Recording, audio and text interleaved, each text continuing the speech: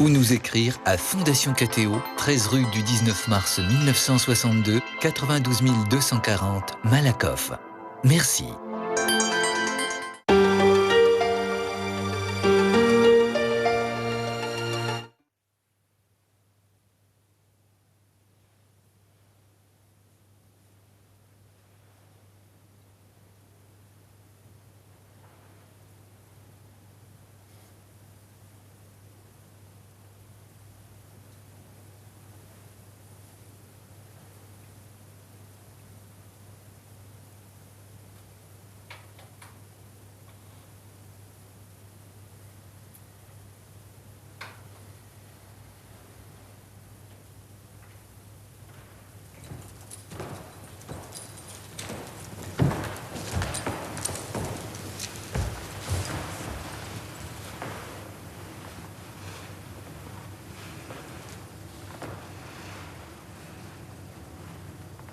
Parlons à présent de ceux qui commencent à être les serviteurs de l'amour.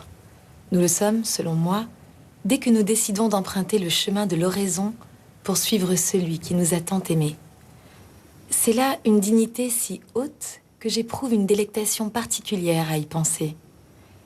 Car la crainte servile disparaît sans tarder si, dans ce premier état, nous agissons comme il convient.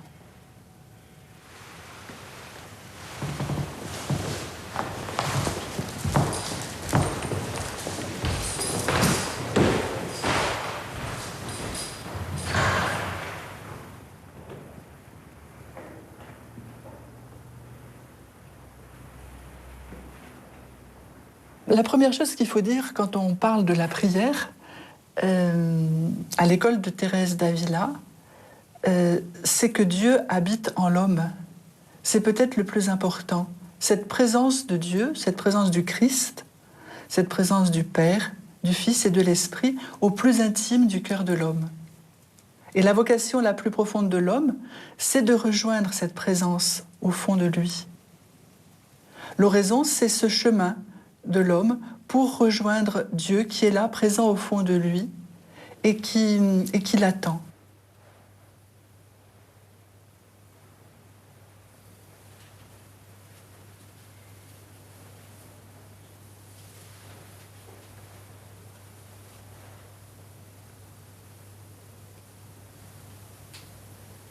Dans le livre de la vie, l'un de ses écrits autobiographiques, si l'on peut dire, Sainte Thérèse donne ce que l'on appelle parfois l'une de ses petites définitions de l'oraison, l'oraison mentale.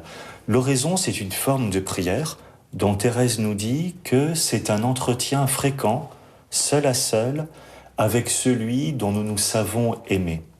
Et un entretien qu'elle qualifie d'une façon particulière, puisqu'elle précise, c'est un entretien d'amitié. L'oraison, pour Thérèse, c'est donc une forme de prière où je vais entrer en amitié avec Dieu, avec le Christ, en étant particulièrement attentif à sa présence au-dedans de moi.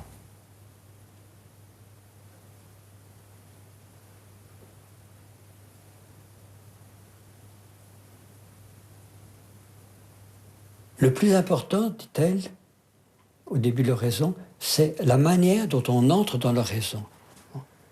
C'est exactement comme lorsqu'on entre dans une amitié, comment j'aborde l'autre. Est-ce que je l'aborde avec mes soucis, mes préoccupations, où je n'ai qu'un désir, c'est que lui s'intéresse à moi, ou est-ce que j'entre, venant avec mes préoccupations ici, dans une attitude où je suis attentif à l'autre. Parce que si chacun tire la couverture de son côté, il n'y aura pas de rencontre d'amitié. Donc une rencontre dans la prière, comme une rencontre d'amitié, ça suppose un déplacement, ça suppose cette attitude fondamentale qui est la base de la vie chrétienne, c'est le décentrement de moi pour être attentif à Dieu ou pour être attentif à l'autre.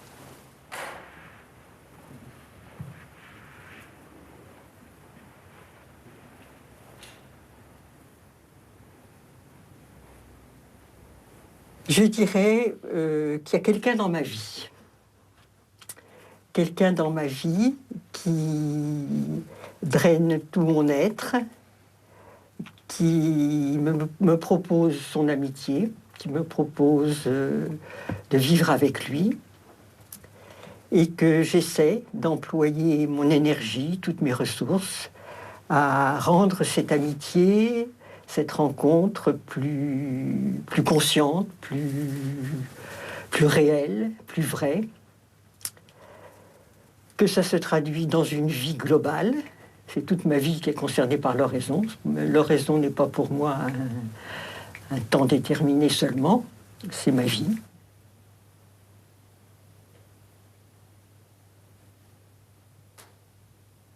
C'est un temps privilégié, un temps de recueillement, un temps seul à seul avec celui que nous aimons et qui nous aime, qui est le Christ. C'est vraiment un temps où on arrête ce que l'on fait, où l'on arrête toute activité. Donc pour nous, mères de famille, ça veut dire beaucoup de choses. Et s'arrêter pour prendre un temps pour lui avec un L majuscule.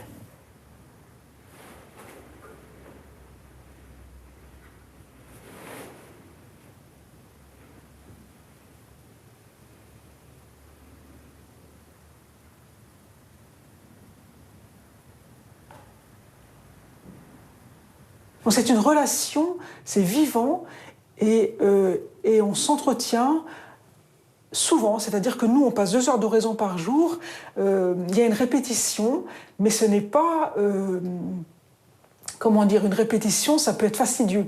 Ce n'est pas fastidieux parce que c'est une rencontre. Et quand on rencontre quelqu'un, c'est vivant. Donc au fil des heures d'oraison, il se passe des choses. Et même des fois, on peut s'ennuyer quand même. Je veux dire, c'est pas toujours... on peut passer des heures de sécheresse, mais on cherche celui qui nous aime. On sait qu'il nous aime. C'est aussi un fondement. On sait que lui nous a créés. Bon, Thérèse dit à son image, à sa ressemblance. Donc on sait qu'il est en nous et que en le cherchant... non pas à l'extérieur, mais en nous, on va le trouver peu à peu.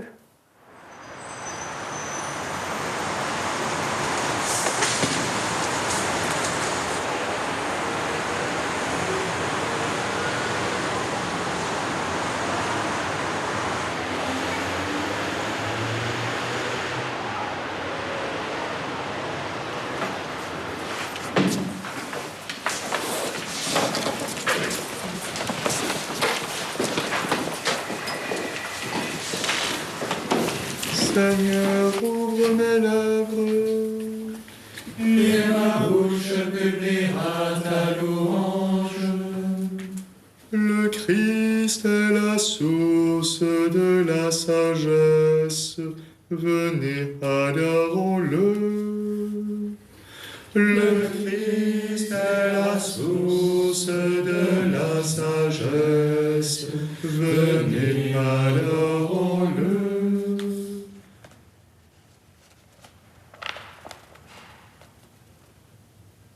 Ô mes sœurs, vous qui ne pouvez méditer longtemps, ni réfléchir tant soit peu sans distraction, prenez l'habitude que je vous propose. Je sais que vous le pouvez, car pendant plusieurs années, j'ai souffert, moi aussi, de ne pouvoir fixer mon esprit sur une vérité durant le temps de l'oraison. Cette peine est très grande, mais notre Seigneur ne veut pas nous laisser seuls, et si nous l'en supplions avec humilité, il nous tiendra compagnie.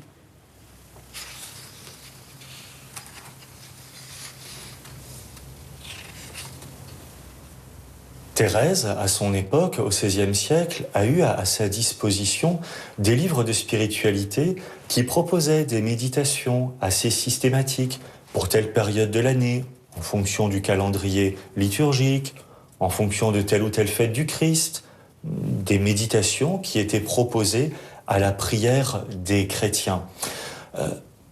Thérèse ne se sentait pas tout à fait bien à l'aise avec la dimension peut-être un peu trop systématique, un petit peu trop guidée de cette prière. Elle dit qu'elle souffre de 2 handicaps. C'est que si elle prend un texte d'évangile, elle est incapable de se le représenter par l'imagination. Et là, on voit une petite différence avec la tradition ignatienne, où quand on prend un texte d'évangile, on fait un effort pour se mettre en situation, rentrer dans l'évangile, imaginer. Alors Thérèse dit, moi je suis incapable. Et la deuxième difficulté, c'est qu'elle est incapable aussi de procéder uniquement au niveau de la raison, c'est-à-dire de prendre un texte d'évangile et de réfléchir sur ce qu'il est. C'est peut-être très bon pour les autres, comme elle dit, mais moi, non. Si ça vous fait du bien, allez-y, ne me gênez pas. Moi, ça me laisse le marbre, et ça fait tout l'effet inverse, ça déchaîne tous mes troubles intérieurs. Elle avait sans doute un tempérament plus intuitif, plus spontané, et un cadre trop précis, trop rigide, même si cela peut être bon, il y a différentes personnalités spirituelles, eh bien, elle, ça ne lui convenait pas. Justice et droit sont l'appui de son trône. Devant lui s'avance un feu qui consume alentour ses ennemis. Quand ses éclairs illuminèrent le monde, la terre le vit et s'affola. Le troisième abécédaire de Francisco de Osuna. Ce traité de Osuna est plus particulièrement consacré à la prière, et c'est là que Thérèse va découvrir l'oraison de recueillement. C'est vraisemblablement l'édition publiée à Tolède en 1527 que Thérèse a lue. Osuna est un franciscain, la génération un petit peu avant Thérèse, qui est pris dans le grand mouvement de réforme de l'Église d'Espagne et des franciscains plus spécialement, un renouveau spirituel, un renouveau de réforme, de générosité. La lecture du livre de Osuna, pour Thérèse, est véritablement déterminante. C'est comme une libération. Par la place que Osuna donne à la personne de l'humanité du Christ, mais aussi par la liberté qu'il laisse au priant pour se recueillir au-dedans de lui-même, Thérèse est comme libérée de ce qu'elle trouvait trop étroit dans d'autres méthodes de prière qui lui avaient été enseignées auparavant. Osuna, en bon franciscain, dans le courant spirituel franciscain, dit le plus important, c'est pas de penser, c'est d'aimer. Alors, tout ce qui est question relationnelle, qui suscite la réaction affective des personnes, ça, Thérèse comprend, et ça la fait réagir, ça la fait respirer, si je puis dire, profondément.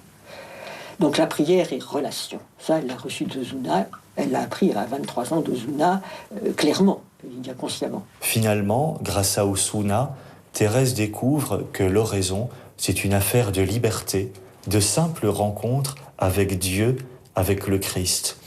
Et quand on rencontre une personne, bien sûr, il y a des façons de faire, mais l'on agit surtout avec spontanéité, avec liberté. Ouvrière de toutes choses, la sagesse m'a instruit. L'esprit de vérité vous guidera vers la vérité tout entière. Elle se laisse trouver par ceux qui la cherchent. L'esprit de vérité vous guidera vers la vérité tout entière.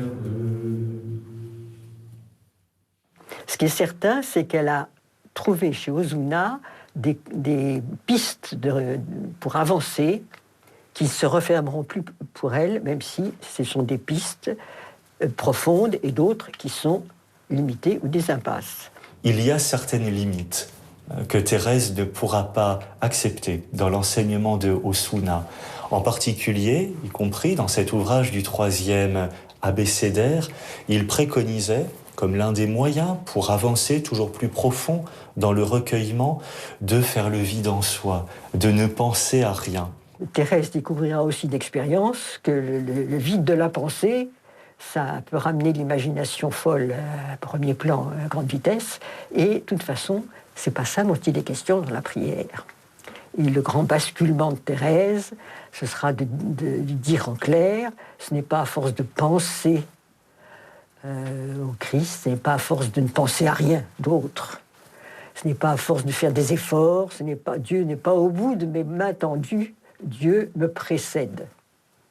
Quelqu'un m'habite, quelqu'un me précède, quelqu'un m'attend. Et ça, elle ne l'a pas entendu chez Osuna.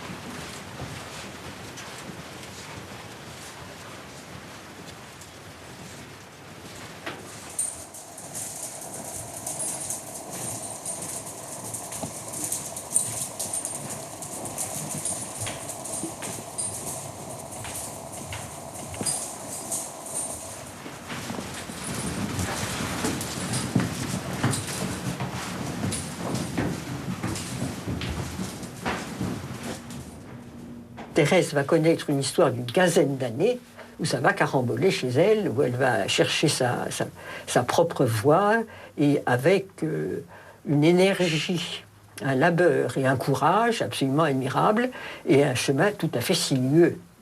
Il peut nous consoler de toutes nos errances aussi.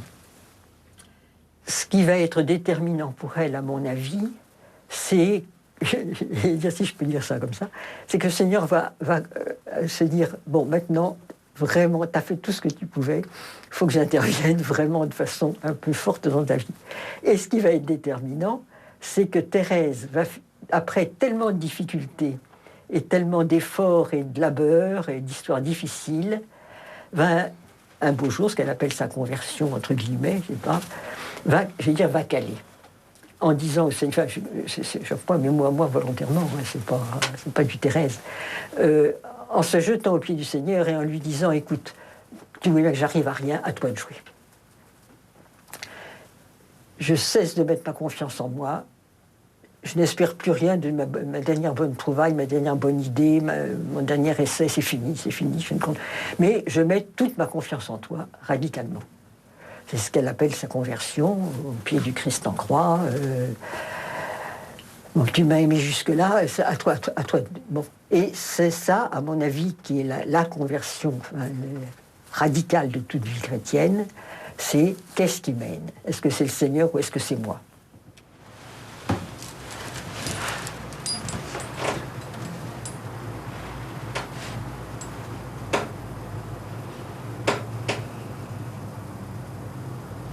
Elle avait lu, juste avant, elle avait lu les Confessions de Saint-Augustin. Elle avait été très marquée par cette lecture, une conversion quelque chose d'un peu radical. Elle avait un tempérament très absolu, donc quelque chose d'un peu radical, qu'elle a sûrement vécu à ce moment-là, qui fait qu'elle a libéré en quelque sorte en elle, elle a retiré le poids qui l'accablait, de se dire qu'est-ce qu'il faut que je fasse, comment je vais m'y prendre. Donc c'est un peu dans ce contexte-là que Thérèse découvre sa propre manière, qui consistera essentiellement à mettre le Seigneur au premier plan.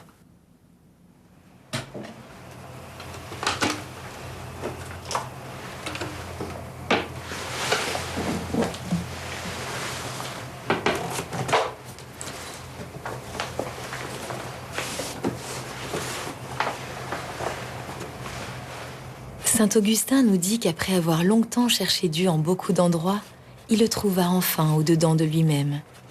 Eh bien, pensez-vous qu'il serve peu à une âme distraite de comprendre cette vérité et de savoir qu'elle n'a pas besoin d'aller au ciel pour parler à son Père éternel et prendre avec lui ses délices?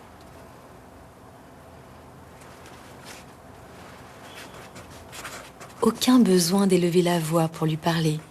Si bas qu'elle parle, il entendra. Aucun besoin d'elle pour aller à sa recherche, qu'elle se mette en solitude, qu'elle regarde en elle-même, et qu'elle ne s'étonne pas d'y rencontrer un hôte si bon, mais qu'elle lui parle comme à un père, qu'elle lui expose comme à un père tous ses besoins, lui raconte ses peines et le supplie d'y porter remède, avec une confiance qui n'exclut pas le sentiment de son indignité. Dans l'itinéraire spirituel de Sainte Thérèse, la découverte de l'oraison, l'approfondissement de cette forme de prière a vraiment été un moment capital de sa vie.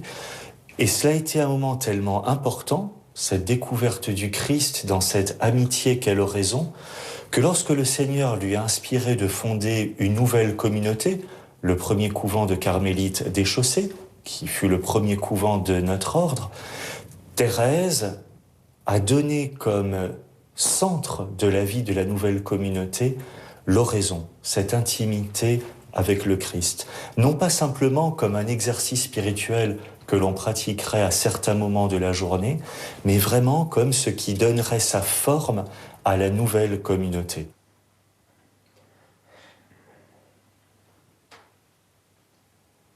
Pour elle, tout passe par l'oraison. Il faut y revenir si il nous arrive d'avoir de temps en temps pas envie ou de ne pas vouloir. À partir du moment où on est engagé dans l'ordre, eh bien, il faut s'y tenir et y revenir. Même si au début c'est pour 5 minutes, 10 minutes, peu importe. Il ne faut jamais oublier l'oraison quotidienne. Après avoir fondé en 1562 son premier monastère de carmélites des Chaussées, Saint-Joseph d'Avila, Thérèse écrit le livre du chemin de perfection pour ses premières sœurs et filles, livre qui recueille son enseignement sur la prière. Je prends quelques phrases dans ce chapitre, qui est un chapitre extrêmement important, le chapitre 28 du chemin de perfection. Elle commence par dire « Mais où est Dieu ?» Dieu est partout.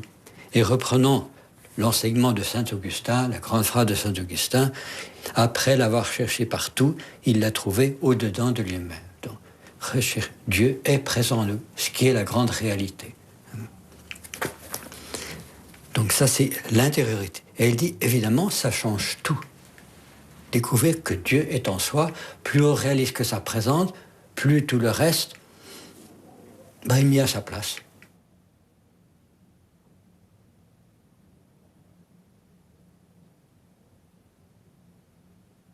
Cette manière de prier, c'est une forme qui comporte de grands bienfaits. On l'appelle recueillement.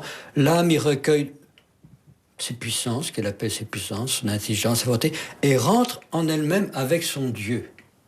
Rentrer en soi-même avec son Dieu. Et le maître est plus prompt à venir l'instruire, à lui donner l'oraison de quiétude que par tout autre moyen.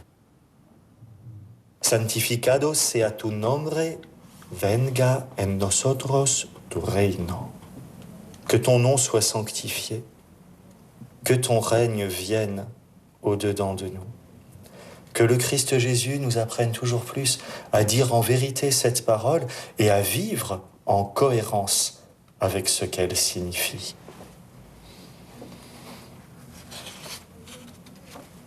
C'est Dieu qui est à la racine de ton être, le vrai Dieu dans son immensité. Et c'est toi tel que tu es dans ton histoire, avec tes bosses et tes nions et tes blessures et tes aléas et tout ce que tu peux vivre, qui l'intéresse, et non pas la carmélite idéale que tu aimerais être et qui n'existe pas. Et pose-toi et laisse-toi rencontrer. Voilà, c'est ça la raison de recueillement. Après ça prendra des formes et on peut donner des conseils pour la pratiquer, enfin pour la mettre en œuvre, des conseils.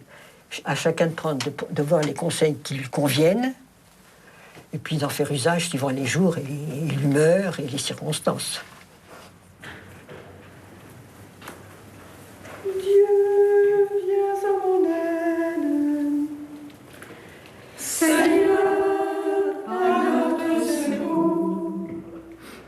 Gloire au Père et au Fils et au Saint-Esprit, au Dieu qui est et qui vient, pour les siècles des siècles. Amen. Nous pouvons nous exercer à vivement nous éprendre de son humanité sacrée, vivre en sa présence, lui parler, lui demander ce dont nous avons besoin, nous plaindre en lui de nos peines.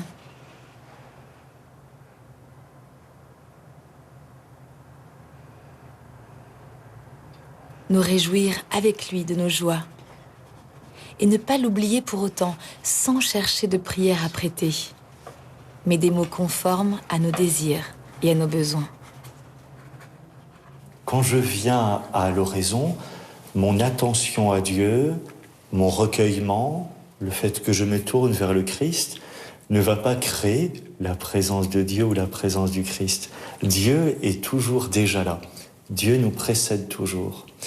Mais par l'oraison, je vais me rendre attentif à cette présence de Dieu qui est toujours là.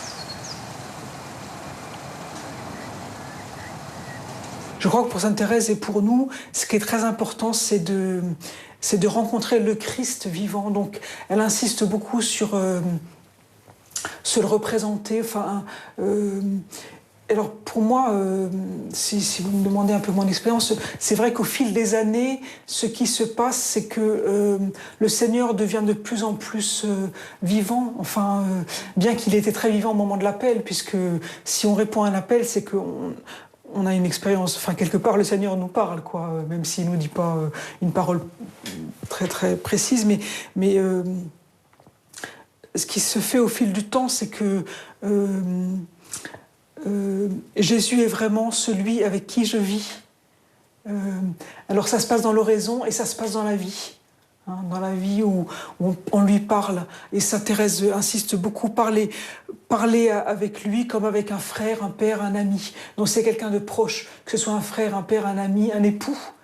C'est quelqu'un de très proche. On sait qu'il nous écoute et on lui parle et on l'écoute et on se rend présent ou présente à lui qui est présent. C'est vraiment ça pour moi le fondement. Et c'est vrai qu'avec les années, il y a un approfondissement qui se fait. Alors je ne saurais pas trop expliquer comment, mais peut-être que la personne s'approfondit en elle-même aussi. Enfin, avec le temps, il y a une maturité qui se fait. Et c'est aussi humain, ce n'est pas que spirituel, c'est une maturité humaine qui se fait, qui fait qu'on est plus présent à soi-même, on est davantage présent à soi-même. Et étant davantage présent à soi-même, on est aussi davantage présent à celui qui est profondément le cœur de notre être. J'ai tenu mes pas sur tes traces, jamais mon pied n'a trébuché. Je t'appelle, toi, le Dieu qui répond. Écoute-moi, entends ce que je dis. Montre les merveilles de ta grâce, toi qui libères de l'agresseur ceux qui se réfugient sous ta droite. Garde-moi comme la prunelle de l'aile, à l'ombre de tes ailes, cache-moi.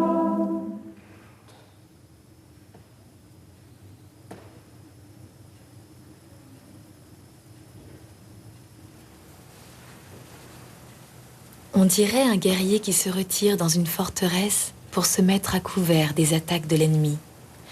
Ainsi, l'âme appelle au-dedans d'elle-même tous ses sens et les détache des objets extérieurs avec un tel empire que les yeux du corps se ferment d'eux-mêmes aux choses visibles afin que ceux de l'âme acquièrent un regard plus pénétrant. Se recueillir, c'est rassembler. Donc il disait le recueillement, eh bien, on rassemble toutes ses facultés, son intelligence, sa volonté, sa mémoire, sur un objet de pensée qui est le Christ. Mais le Christ, on va le rejoindre présent en soi. Alors, voilà, avec ça, on a tout dit.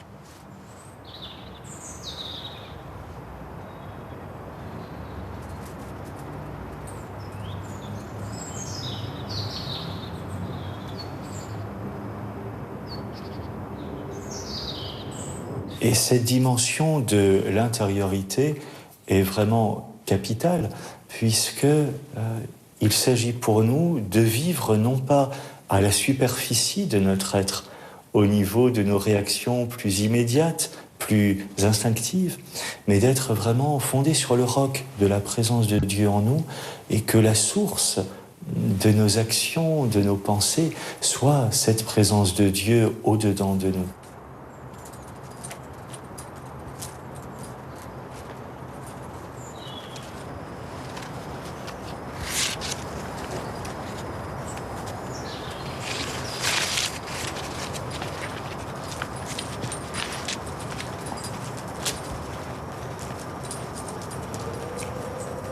Que j'apprenne toujours plus dans mes actions, dans mes pensées, dans ce qui fait toute ma vie, à vivre non seulement à l'extérieur ou à la périphérie de moi-même, mais en prenant en compte tout mon être et en rencontrant cette source de la présence de Dieu au plus profond de moi.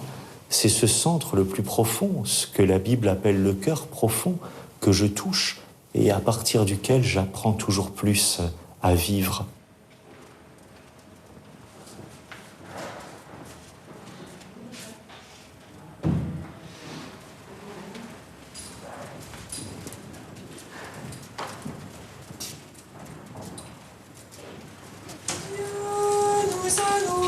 de son pain. Alléluia. Dieu nous a nourris de son pain. Alléluia.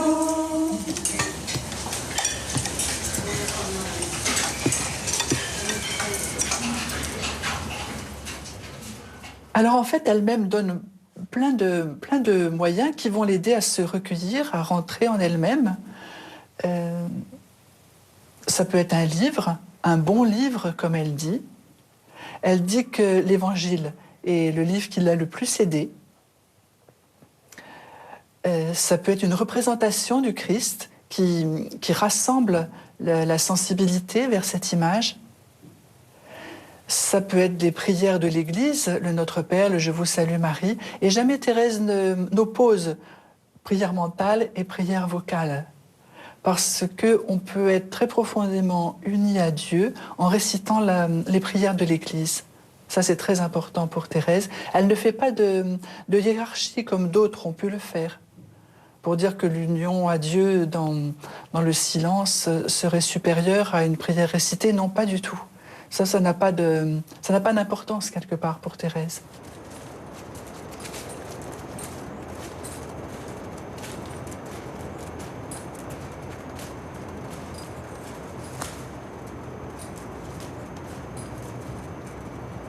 Trouvez votre manière de vous poser. Poser non seulement matériellement, mais au fond de vous-même. D'être... Bon, ce qui est déjà pas si mal. Qui n'est déjà pas trouvé. Bon, et puis l'impression de se poser, de déposer tout ce qui vous encombre, précisément. Et puis de se poser là. Bon. On découvre à ce moment-là qu'on n'est pas aussi silencieuse spontanément qu'on l'imagine, qu'il y a des tas de choses qui tourbillonnent. Donc, essayez de s'apaiser, de trouver un certain silence, j'allais dire à la limite d'écouter le silence de la chapelle, d'écouter, quand je prie en dehors de la chapelle, quand je suis à l'oratoire, mettons, d'écouter le silence, d'écouter rien, d'écouter, de se détendre, simple, quelque chose, le plus simple, sans effort précisément, le contraire de ce qui serait un effort et une méthode.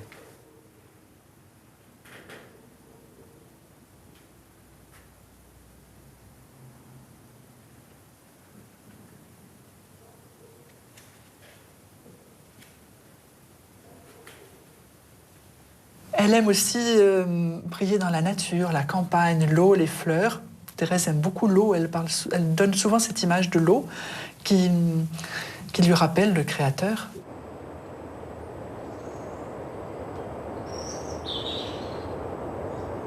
Se représenter le Christ qui est vivant en elle.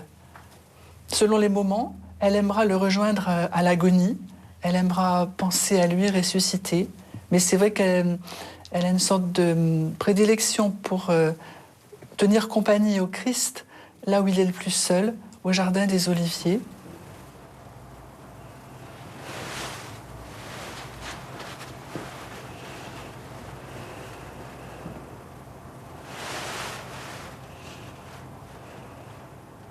Représentez-vous le Seigneur lui-même à côté de vous et considérez avec quel amour, avec quelle humilité il daigne vous instruire. Croyez-moi, autant que vous le pourrez, demeurez dans la compagnie d'un si excellent ami. Si vous prenez l'habitude de vous tenir en sa présence, et s'il voit que vous le faites pour lui plaire, vous ne pourrez plus, comme on dit, vous en débarrasser. Il ne vous abandonnera jamais. Il vous aidera à supporter toutes vos peines. Vous l'aurez enfin partout avec vous. Pensez-vous que ce soit peu de chose d'avoir à ses côtés un tel ami ?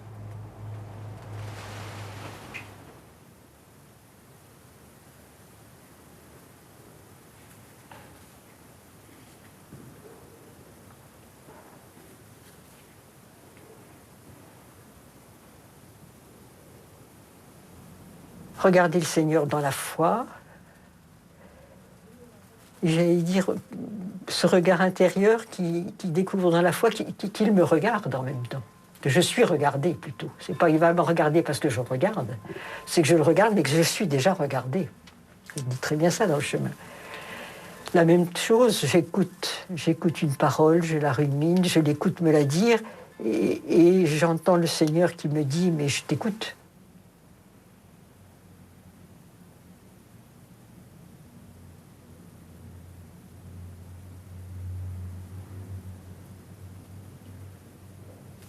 Et puis, quelque chose qui est aussi extrêmement important pour Thérèse, c'est le regard. En plusieurs endroits dans ses écrits, elle y revient. Il ne nous demande qu'une seule chose, le regarder. Regardez-le qui nous regarde. Cette prière de simple regard. Et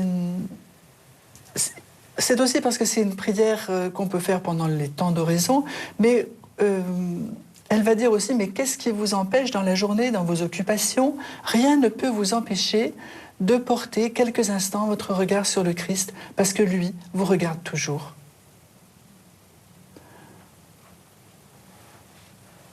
Et bien sûr, il attend ce regard des hommes qu'il aime. Il est en quête de ce regard.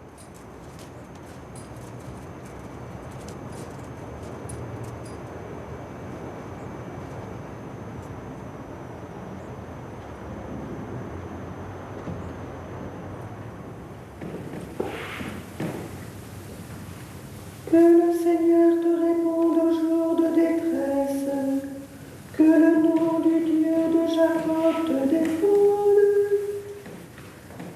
que sanctuaire qu'il t'envoie le secours, qu'il te soutienne des hauteurs de Sion, qu'il se rappelle toutes tes offrandes, ton holocauste qu'il le trouve savoureux.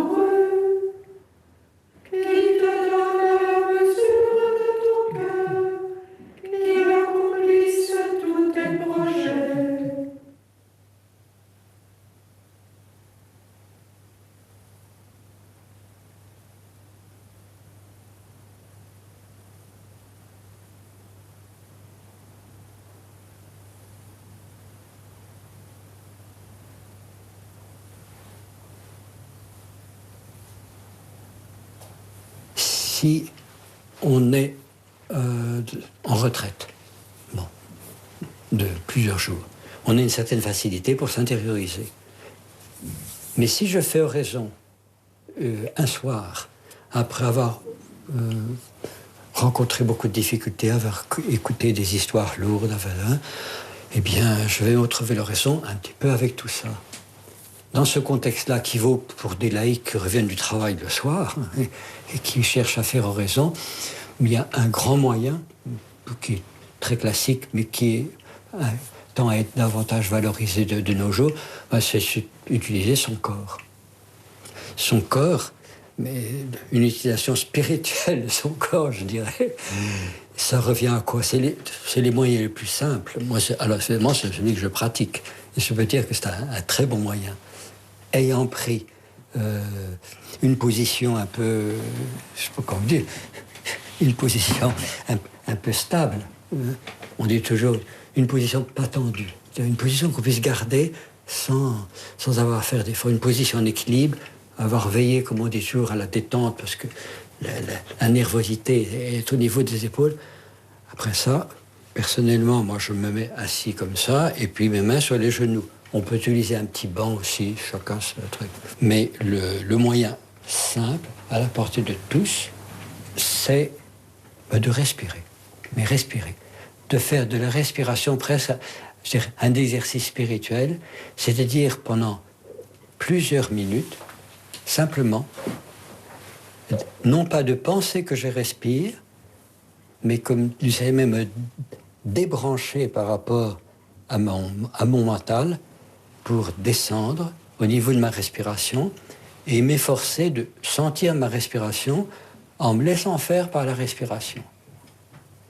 Alors l'intérêt de cela, c'est que ça m'intériorise, je débranche ici en m'appuyant sur le senti. Et en plus de ça, il y a l'immense avantage du point de vue de la prière, c'est qu'en son fond, la prière chrétienne, elle est accueil. Elle est accueil de la parole de Dieu, je suis précédé par la parole de Dieu, et la prière chrétienne, elle est accueille aussi de la présence de Dieu en moi.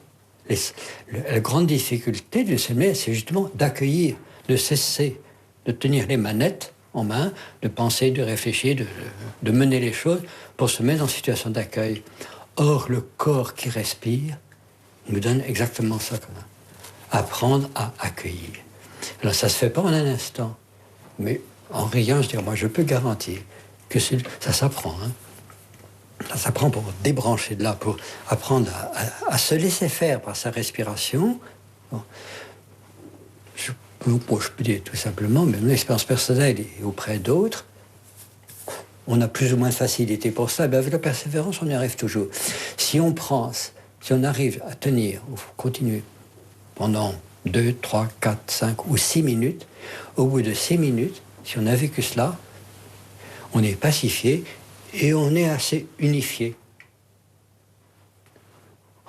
Et à ce moment-là, un moyen simple de prolonger, c'est d'utiliser la prière des anciens, la prière de répétition, c'est-à-dire d'utiliser, c'est pas un très bon mot, mais de faire venir à ma conscience, ou quelquefois ça monte de mon cœur directement, un verset d'écriture qui m'a déjà touché, qui m'a déjà frappé, ou une parole de Thérèse d'Avila qui déjà habite mon cœur. Donc je ne fais pas venir un verset d'écriture pour méditer dessus, mais comme je suis intériorisé, je l'accueille et je vais me servir de ce verset d'écriture qui déjà habite mon cœur comme support pour rester présent au Seigneur qui habite dans mon cœur, dans l'attention tout simplement à la présence du Seigneur en moi.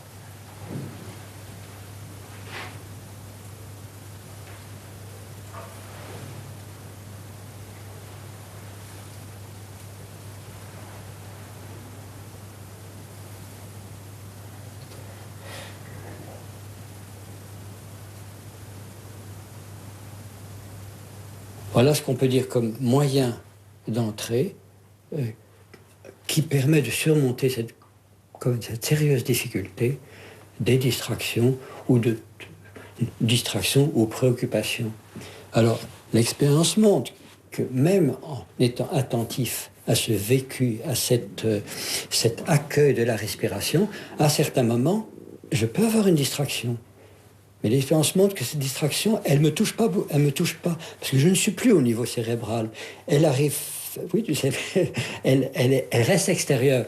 Et il suffit que je refasse de nouveau attention à cette respiration, ou que je refasse attention sur mon ancre. Ma prière, mon verset d'écriture, c'est une ancre, une bouée, une ancre qui me tient. Il faut avoir un point d'accrochage. C'est d'une manière très simple, mais qui permet qui est à la portée de tous. Il faut simplement de la persévérance et de l'humilité, parce que c'est pas glorieux, on n'est pas au niveau des idées.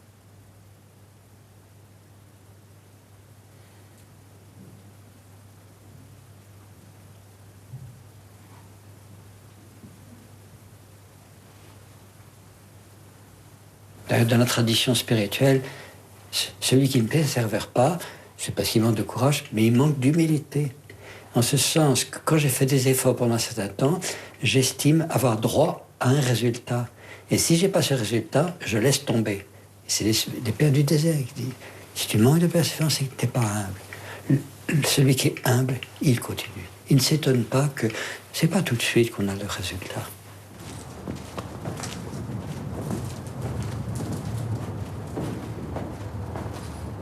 Notez bien ceci, je le dis parce que j'en ai fait l'expérience, l'âme qui s'engage avec détermination sur le chemin de l'oraison mentale et parvient à ne plus faire grand cas des douceurs et des tendresses, sans se consoler ni se désoler selon qu'elle en reçoit ou n'en reçoit pas du Seigneur, cette âme a déjà fait une grande partie du chemin. Et qu'elle ne craigne pas le retour en arrière, en dépit de nombreux faux pas, car elle bâtit son édifice sur une base solide.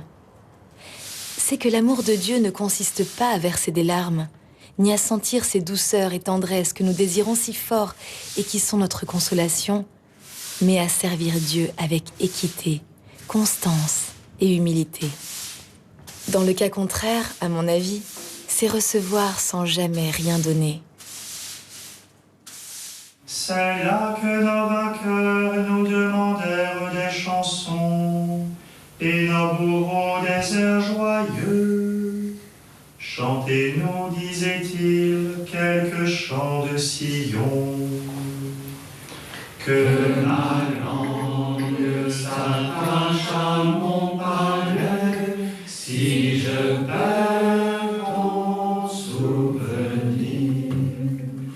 Comment chanterions-nous un chant du Seigneur sur une terre étrangère? Si je t'oublie, Jérusalem, que ma main droite t'oublie. Ce que nous vivons pendant l'oraison silencieuse irrigue ce que nous vivons pendant ces prières, ces temps de prière qui, pour le coup, sont des prières à voix haute, sont des prières liturgiques. Je crois que si l'oraison irrigue notre vie liturgique, c'est d'abord dans l'attention à la parole de Dieu. C'est aussi certainement dans la place que le silence prend dans les célébrations qui sont les nôtres, que ce soit pour la prière de l'office ou pour la messe aussi. Que ma langue s'attache à mon palais, si je perds ton souvenir. Je veux que ma langue s'attache à mon palais, si je perds ton souvenir. Si je n'élève Jérusalem au sommet de ma joie. Que ma langue s'attache à mon palais, si je perds ton souvenir. D'être toujours attentif à ce que les prières ne soient pas seulement des prières dites extérieurement ou machinalement, mais d'être attentif à ce que nous disons, d'être attentif au fait que c'est dans la présence de Dieu que nous les disons, que c'est à Dieu que ces paroles sont adressées. C'est pour cela que dans la liturgie, le silence a aussi une part qui est importante chez nous. Sauve-nous, Seigneur, dans la veille, garde-nous dans le sommeil, ainsi nous veillerons avec le Christ et nous reposerons en paix.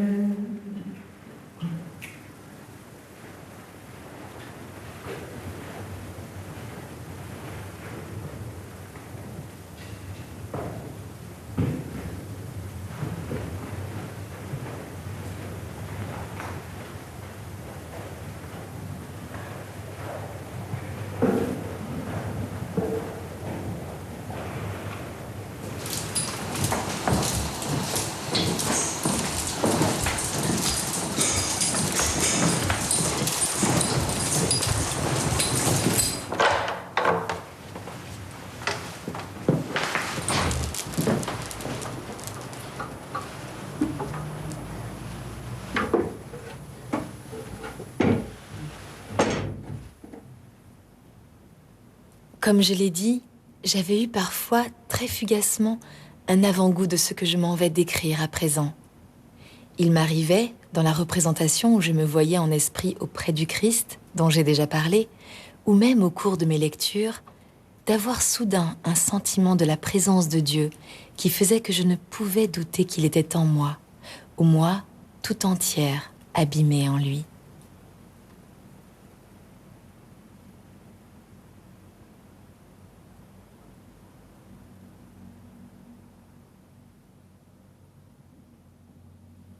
Salve Regina, Mater misericordiae, vita dulcedo, espes nostra salve. A te clamamus, exules filii Eve, a te suspiramus, Gemens Inac lacrimarum vale.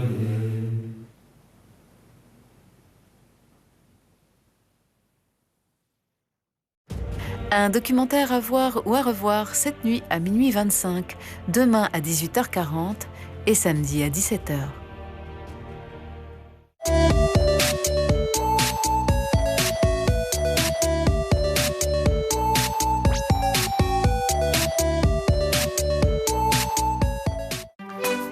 Avec www.jeune-catho.fr, la nouvelle génération des catholiques a son espace sur la toile.